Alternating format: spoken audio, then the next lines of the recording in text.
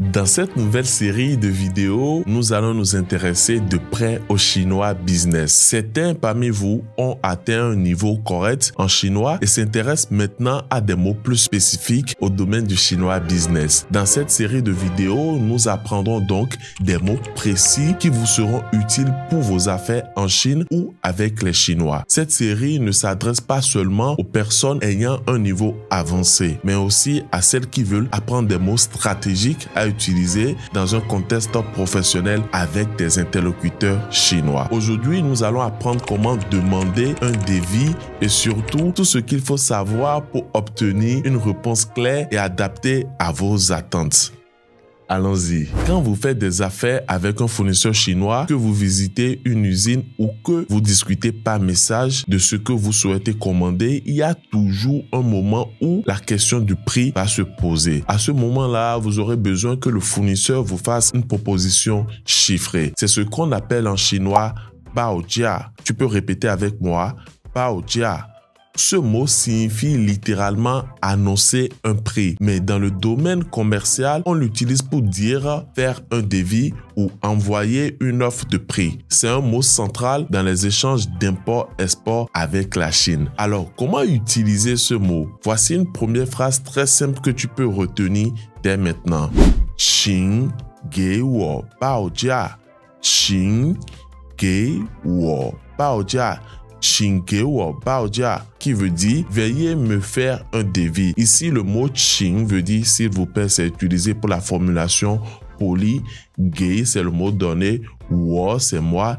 Et baojia veut dire faire le devis comme on vient de l'apprendre. Donc, c'est une formulation directe mais polie que tu peux utiliser dans un mail ou lors d'un échange oral. Une autre version un peu plus douce serait Kei ge wo baojia ma. 可以给我报价吗? Qui veut dire pouvez-vous me faire un devis? Les deux phrases sont parfaitement correctes et c'est à toi maintenant de choisir celle qui te convient le mieux selon le ton que tu veux donner à ta conversation. Maintenant, si tu veux poser une question un peu plus détaillée, par exemple pour un produit spécifique, tu peux dire, la phrase que je vais dire est un peu longue, mais tu peux dire 请问这个产品的报价是多少？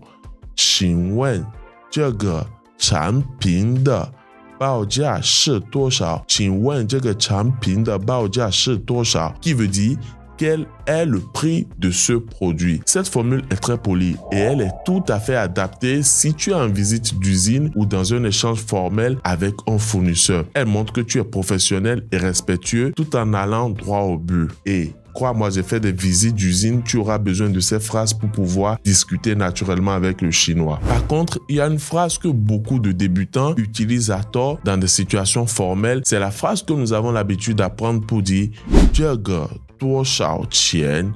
这个多少钱？ qui veut dire combien ça coûte. Ici, même si cette phrase est correcte grammaticalement, elle est beaucoup trop directe pour un cadre formel, pour un cadre business. Il faut retenir qu'elle est adaptée si tu fais des achats au marché ou dans un contexte très détendu, mais pas quand tu échanges avec un fournisseur ou quand tu parles avec quelqu'un dans une situation très formelle. Donc, il faut que tu fasses la différence entre quand tu te balades dans les marchés, dans les rues de la Chine ou dans les rues de Guangzhou ou quand tu visites les usines pour parler de façon formelle ou faire des négociations. Fais la différence entre les situations parce qu'il y a une situation formelle et il y a une situation informelle. Une autre phrase que tu peux encore utiliser lors d'une négociation, c'est « 这个价格是最终报价吗？